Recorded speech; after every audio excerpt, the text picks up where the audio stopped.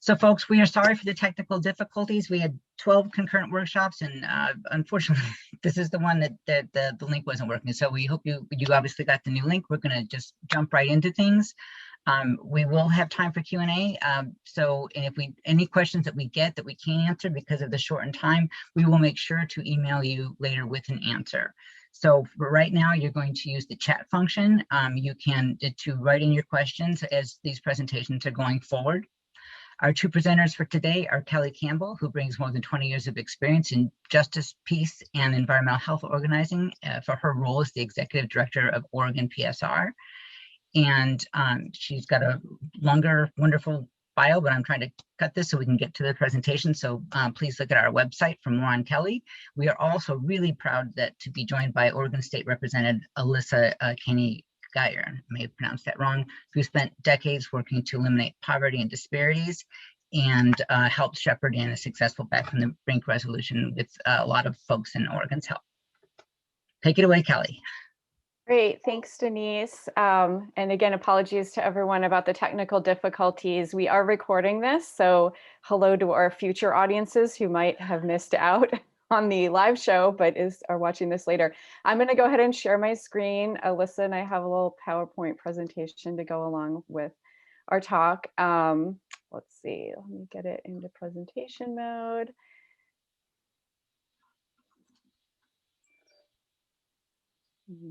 There it is. Can you all see that? I'm hoping you can. So today we're going to talk about how to pass local resolutions for nuclear justice, how we did this at the Oregon legislature and in the city of Portland, Oregon, and how you can too. So I'm going to turn it over to Alyssa first to talk about our efforts at the state level. We did it, it might seem backwards because we actually started at the state and then went to our largest city in our state. Part of that was just due to the legislative timing. It made sense to just go for it at the state, and so we did. And I think it's really great to have Alyssa here who can give the perspective as an elected official of what made her excited about this, what worked for other elected officials, and how that could pertain to you in your own communities with your own cities and states.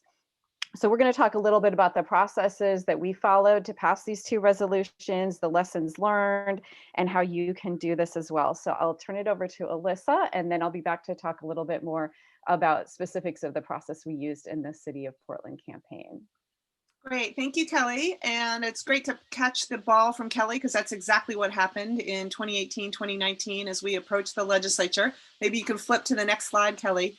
One of the things that Kelly did was build an incredible coalition of groups that brought this to the legislature, and that's really, really key in making sure something like this can pass. Some people respond more to BIPOC communities and those kinds of equity issues. Some respond more to environmental health concerns. Some respond more to fiscal responsibility. Some respond more to international interests and security interests. So building a really strong coalition of all of these different partners was really incredible. Next slide, please, because I think you have all the logos that show the kinds of groups. Oregon Physicians for Social Responsibility was the lead, but also the Oregon Marshallese community, which is really large, happens to be very large in Oregon. The COFA Alliance, the Confederation of the Coalition of Confederated States, the Living Islands, APANA, which is the Asian Pacific American Association of Oregon, Columbia Riverkeeper, Church Women United, Multnomah Quakers, NAACP of Eugene Springfield, Women's International League of Peace and Freedom, Veterans for Peace, just on, but it shows you the breadth of the kinds of groups that were involved. So once it came to the legislature, Kelly, if you can go to the next one, we had really great hearings. And I think what we really tried to emphasize in this, our resolution was to ask for 5 things of our Congress to pass common sense. We continually use words like common sense and prudent, things that would really appeal to a broad range of legislators. So this didn't look like some kind of lefty idea. And so it was common sense legislation to prevent nuclear war, including number 1, establishing a system of checks and balances to ensure the President of the United States no longer has the sole and unchecked authority to launch nuclear weapons.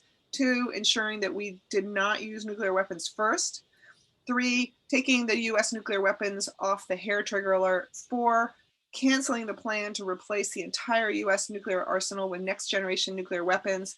And in that, we had a lot of quotes from generals who said, this is ridiculous. We shouldn't replace the whole thing. It costs way too much money. We should do some targeted modernization. So again, emphasis on prudent, this is a prudent use of money. And then lastly, actively pursuing a verifiable and multilateral agreement among nuclear armed states to eliminate their nuclear arsenal. So again, the idea of working in concert with the rest of the world to keep us safe. And the things that we emphasized were, number one, why should Oregonians care about this?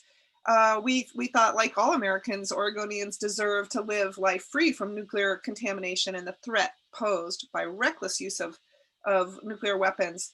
But we also made the case for Oregon, and specifically the plutonium for the bomb that the US dropped on Nagasaki was produced at the Hanford Nuclear Reservation, which is on the Washington side of the Columbia River, right across from our state. This displaced area residents and affected the health of downwinders and wiped out Native American sacred sites, villages, and fishing areas. So we had downwinders, we had Native Americans that were front and center of talking about how this impacted them. The Marshallese Islands, of course, were the site of 67 nuclear weapons tested by the yeah, okay. and we have a very large, so we really talked about why it was important. We also tried to anticipate the arguments about why there might be opposition. We were clear that this memorial did not call for nuclear unilateral disarmament. We also really emphasized that this was not about anti-modernization of our entire fleet. And so I think those are some of the things that we really emphasized. As a result, we were able to pass this through both houses. New Jersey was first in passing it through one house, and that really sets us up for some good momentum. California was the second state. They passed it through both of their chambers, House and Senate. We were the third state, passed it through both. Maine followed us and passed it through one chamber. So there was some really good momentum in 2019. And then of course, COVID hit, slowed it down. And I'm really excited to be here to keep up that momentum. Lastly, I just want to say, if you could, next slide, Kelly. As a result of Oregon having passed it through both House and Senate, we were invited to be a part of a national conference organized by women who are involved in trying to get women in legislatures to take on peace and security issues. And we presented what we had done. I was there with the Illinois state rep who was trying to get it through in Illinois. And we had a moderator by the Will Wand Women's Association. And then we also had someone from the Union of Concerned Scientists. There were a lot of really great workshops there. And I'll talk more if we have an opportunity during question and answer. But again, why should we as local officials, state, local, county, city, be concerned about this? A lot of because it was directed. This conference was directed at local elected officials and advocates. It went into the budgeting process, the environmental and health impacts, and then how we export war to our civilian communities by selling or giving weapons that the Department of Defense doesn't use to our local cities. So happy to address some of what we learned in those workshops if we have an opportunity in question and answer. Next slide. Just want to say that if you do get involved in this, there is a national network that is trying to have lessons learned between everyone and highlights, Oregon was one state of many state and local entities that had really pushed ahead on this issue. And I was really honored to receive an award on behalf of all the Oregon advocates to thank us for our work, but also to hear about all the other phenomenal people that got awards and have really pushed this forward. So I want to turn it back to Kelly, who's the one that created this opportunity, led the opportunity for Oregon to be advanced in this. And I just also want to say we have 22 legislators now that have signed on to the parliamentary pledge. So the momentum continues to build in our state. And I want to pass it back to Kelly. Great, thank you, Alyssa. So I am going to talk a little bit more about the nuts and bolts of how it worked at the Portland City Council. There are really, seems like about 5 different stages to passing a resolution in support of nuclear justice. First is drafting the resolution, building your coalition, securing city council support. Those you're really going to be doing all at the same time, as I'll get into a little bit more later. And then after you've got that, you're going to plan your hearing, and finally victory. Hooray, you've passed your resolution, and it's time to celebrate. So I will start with the process of drafting a resolution. You want to look at how your city council resolutions are written. You can probably find them on your city's website, or talk to the city auditor's office, or talk to a city council member or their staff. But resolutions generally include a whereas section and a resolve section. So the whereas is one where you want to emphasize your arguments. Why is this a problem? Why is this a problem for your community? What communities are impacted by nuclear injustice that live in your town? What are the costs of nuclear weapons to your community? And I'll drop a link in the chat. Los Angeles PSR has a great community cost calculator. So you can talk about the money that the taxpayers in your city or your state are paying for nuclear weapons and how that might be better spent. It's really important to make it intersectional and make it local. That's the way we were able to build a strong coalition, is to connect it to other social justice issues that are going on and connect to partners that are working on those. And then in the resolve section, that's where you want to talk about what actions you want the city to take. Do you want them to support the treaty on the prohibition of nuclear weapons? Do you want them to support the 5 platform planks of Back from the Brink? Do you want them to make sure that your congresspeople get a copy of this resolution?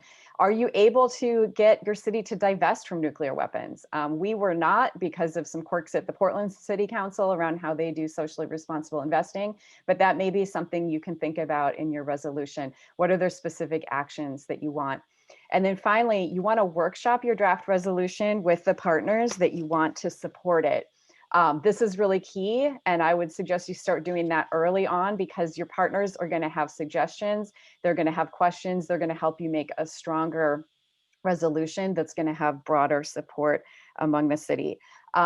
We did, specifically in the Portland City resolution, we talked a lot about the treaty, and we talked about nuclear justice. You want to think about the language you want to use. If you want to talk about Back from the Brink, we actually didn't use the words Back from the Brink, but we used the platform. So think about the messaging that makes sense in your community. Think about what's going to resonate with folks. But I would encourage you, if possible, to try to get in the Back from the Brink platform and the treaty support, because that way you can be part of both campaigns and they really feed off of each other. So I will move on to building your coalition. So coming up with a list of what organizations and individuals you want to reach out to, and figuring out what you're asking them to do specifically. So for us, we had already built a lot of relationships because of the climate justice work that we do with a lot of strong climate justice and environmental justice groups in our community. Actually, about a year before we worked on this resolution, we put together an event with some of the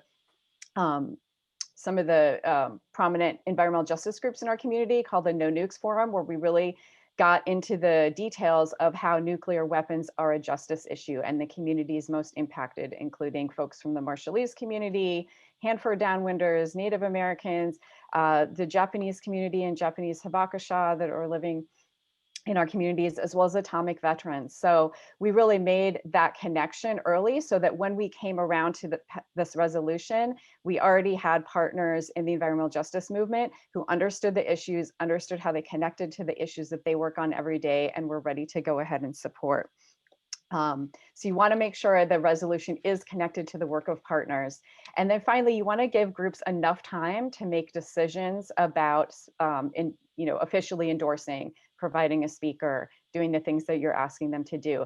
This is a place where at the city council in Portland, there were several groups who were really interested, but because they felt like this was a new issue for them, they didn't have time to go to their board and get a decision in time to be official supporters. So I would suggest that you start as early as possible, reaching out to partners and being able to answer their questions and figure out how this relates to their work. So here is a list of our coalition members for the City Council in Portland. It's pretty similar to the list we had at the state.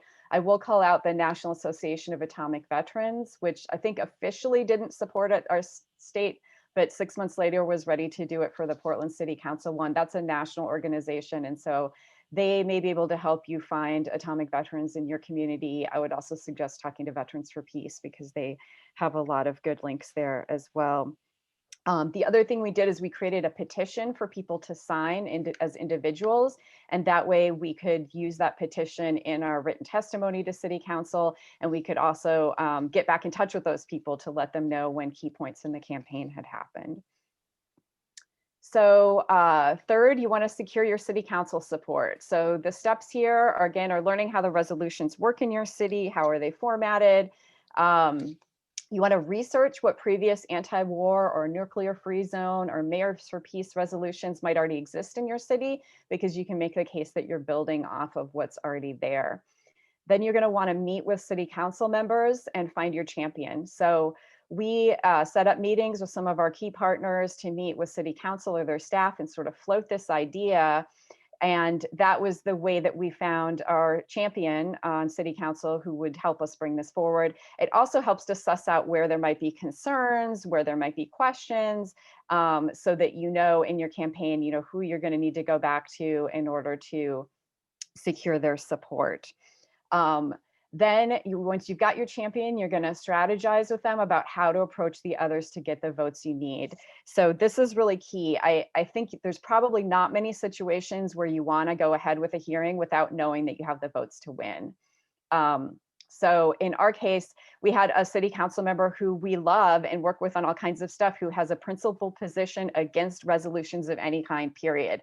And so our champion strategized to make sure that our resolution was being heard on a date and time that that other City Council member wouldn't be present, so that that person wouldn't be put in a position of having to vote no, and making things awkward. So that's the kind of thing that your City Council champion or your state legislative champions can help you figure out that you may not have known on your own or known how to deal with.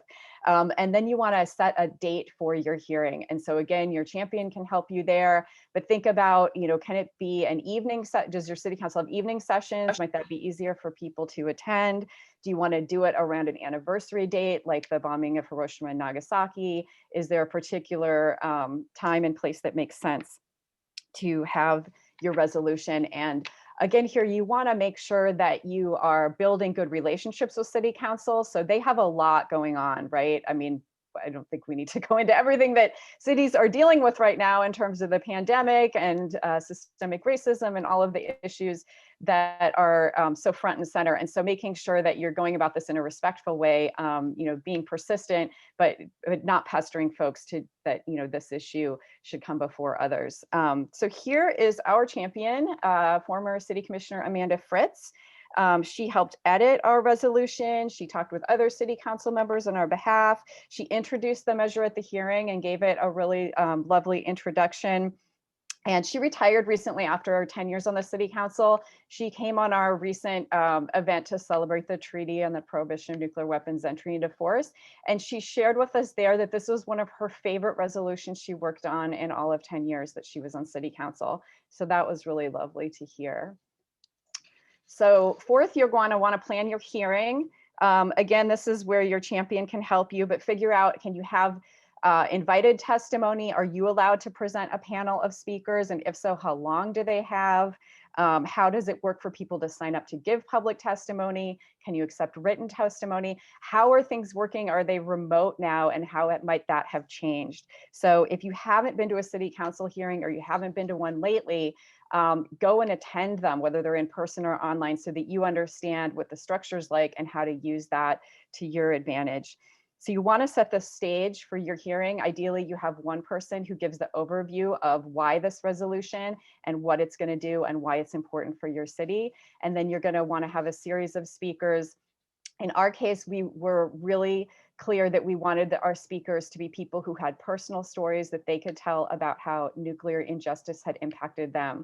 So here you see a panel of Harvey Thorstad, who's an atomic veteran, Tana Sanchez, who is another state representative who was a champion along with Alyssa. She is a Native American woman and also sits on the Hanford Advisory Board. And then Michiko Kornhauser, who is a local Hibakusha, a survivor of the atomic bombings in Hiroshima that we know through previous work. But I would suggest reaching out to, if you have Japanese American Citizens League or you have Asian American organizations, they may be able to connect you with folks who have particular stories to tell. Again, we wanted frontline communities to be front and center. This meant that some of us, including myself and a lot of older white people who've been working on this issue for a long time, did not actually speak. And that was great. That was fine. And I would encourage you to think about who really does need to speak. Are there new voices? Are there people directly impacted that could tell a story? And do you, speaking to the other older white people on this, maybe this isn't our time. Maybe this is our time to be supportive and not necessarily to have to be the spokespeople. We had a city council member after our presentation remark that this, the testimony that she heard from our panel would echo in her mind forever. So that was very powerful to hear. You also want to think about visuals. Again, if you're having in-person city council meetings, can you bring banners or signs? We can't in Portland. Can you have people all wear the same color or have buttons or some way to sort of pack the room and show city council that there is widespread support for your efforts? Again, if this is online, how can you be creative about it? Could you mail cards to city council that they'd get in advance? Can you rename yourselves some things on the Zoom meeting so that they see how much support there is? Figuring out how you can show city council that there's a lot of support in your community. And then, yeah, you want to pack the hearing, get all your petition signers to come out. Again, not everyone needs to speak, but showing the widespread support is really key. And then thinking about a media strategy, including social media. And again, this is throughout your campaign, but particularly around the hearing, you want to make sure that you've led up to this with a social media campaign, that you've sent out a press advisory in advance, that you have a press release ready to hit send on the minute your city council votes. So we had already lined up quotes from our speakers, quotes from our champion, and had that all ready to go as soon as the hearing was over. One thing we didn't do that I wish we had is try to place an op-ed around this time, maybe with the city council champion and some of the speakers, but finding ways to get media attention. We frankly had a hard time getting news media attention. They're just, the news cycles have just been so crazy. There was so much else going on, but we were able to live tweet the event, and we were able to do our own social media and get our message out that way. So finally, oops, I think, victory, hooray. City council or your state legislature or whoever your target audience is has passed your resolution, and so you want to celebrate. So this is a photo we took outside of city council chambers with our city council members and some of our supporters. I should say we actually passed 2 resolutions that day in conjunction, the one on nuclear justice and one calling for diplomacy, not war with Iran. And so it was a pretty historic day for us to pass both of those at the same time. So think about what you want to do next. Can you have a celebration online or in person to celebrate with your coalition members? Send out an announcement right away, making sure people understand this is passed and thanking them for their role in helping pass it. Do you have a coalition meeting? Are you talking about bringing this to the state level next, or to an adjacent city, or to a university or some other entity? Follow up with your local Congress people and make sure they know this passed, because these are their constituents too, and you are working from the bottom up to try to influence Congress to take the steps that they need to take.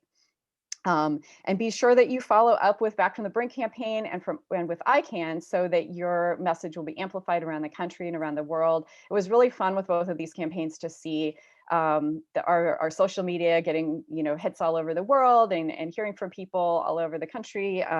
So that was really exciting. So that is it. So we were going to take a quick poll and kind of get some feedback from you all. I know there are people who were going to join this. I'm not sure if they were able to, who have been working on or considering resolutions in their own communities, including the mayor of Milwaukee, Oregon, Mark Gamba, who we talked right before COVID hit and now are maybe thinking about bringing that back up. I know Pat Henry from Walla Walla, Washington is in the middle of an active campaign there. And there are probably others on this call who have things to share as well. So I think with that, Denise, I don't know if you can put the poll up. Okay, here's the poll. So it's a 1-question poll. If you can see this, please answer it so we can understand if there are other people on this who have passed local resolutions or who have worked on one or who is It doesn't look interested. like you can Yeah, answer the poll. no, it's not working. You know, I think Yes, the it's let the working. co-host- People are Okay. answering. Oh, good. Maybe we just can't because we're. Yeah, a Zoom tip is if you're a co-host, you can't Ah. answer your own poll. Oh, Yeah, I've okay. learned that the hard way. Well, that's too bad because Kelly and I were going to be able to say past a local. We were going to shoot that number up. But Add anyway. 2 to that number. But while we're waiting for people to do the poll, there is a question from the mayor of Milwaukee, Oregon. That's Oregon's Milwaukee, Mark Gamba, about what kind of technical assistance or support can ICANN offer. I assume he's asking for national support because he knows where to turn locally and has been a great partner on so many issues. Is there someone from ICANN who can respond? I mean, we're the local ICANN affiliate, so I could talk about a little bit, and Denise as well. So great question, Mark. So there's a lot of information on the ICANN website about the city's LEAD campaign. So I will put that link in the chat.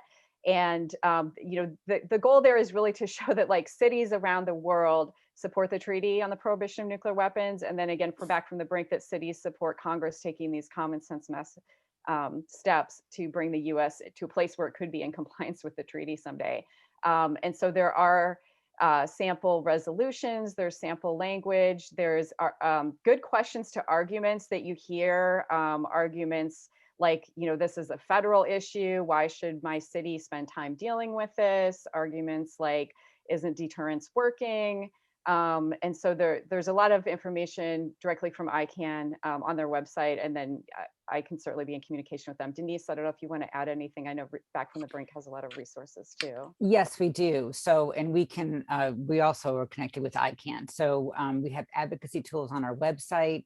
We can drill down on any sort of scientific question. If there's somebody that you're on the city council who wants to know more about peer trigger alert, we can make all those connections. So info@preventnuclearwar.org is our email address, and there's all kinds of stuff on our website that make sure that everybody is fully, I want to say loaded, it's fully, has everything they need. Prepared, Yes. non-violently prepared. Yes. Yeah, and we only have 2 minutes left, but I did see that there were two people who said that they had introduced a local resolution on nuclear. If either of you would like to either raise a hand or put something in the chat so we know who has done that, that would be really helpful for networking purposes.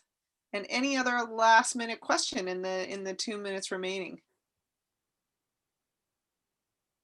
Kelly Campbell just put a lot of things in the chat here that would be really helpful to people.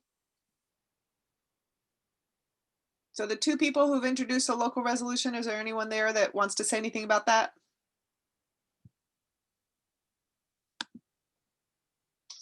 If not, I think I'll just say one thing about some of the things in the workshop that I learned when I get asked why should local entities care about it.